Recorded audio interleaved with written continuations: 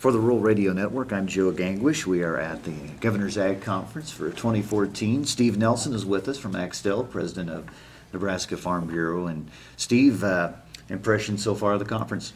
You know, I've been to quite a number of these since the beginning of the Governor's Ag Conferences, and I think this is one of the best ones that there's been. I really think that the topics that they've talked about, the issues that have been talked about, are as important as they can be, so I think it's been a very, very good conference.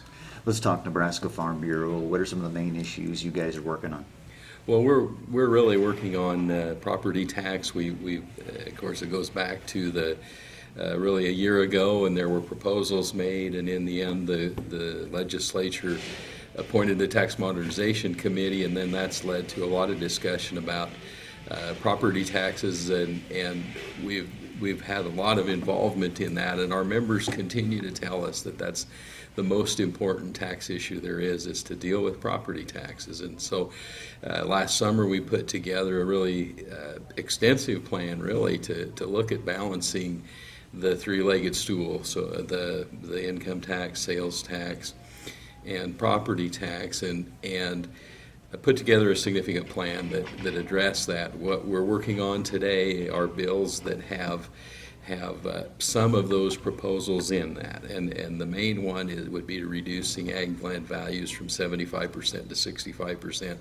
We think this is really important from the perspective of really doing some reform to the system.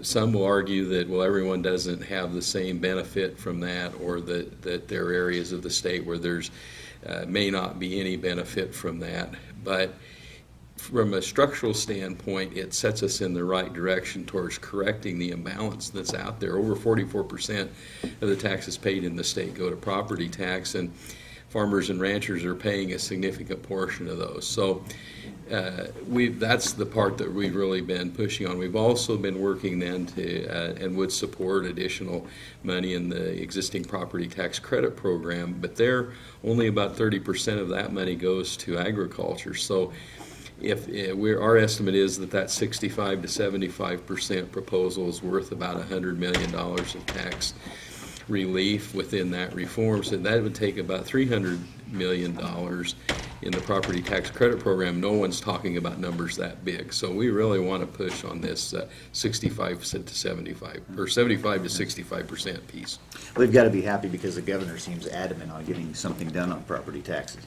And the governor's been extremely supportive, and certainly I think everyone agrees that taxes are too high, and we need to address a lot of different issues. Some of that happens with spending, and of course in our proposal we continue to talk about having restraint in spending both at the state and local level, and that has to be part of the package. But I think it's important, and we keep emphasizing this with legislators as we speak with them, that we really do need to look at this reform that takes place when we move that ag valuation from 75 to 65%.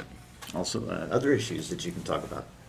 Well, at the state level, we're working on or supporting a bill from Senator Carlson that has a lot in for water funding, and we have a lot of water issues in the state. It's been talked about here today how important water is to all of Nebraska, where this bill would provide funding to help in all kinds of areas that would help us ensure that we have water for uses into the future.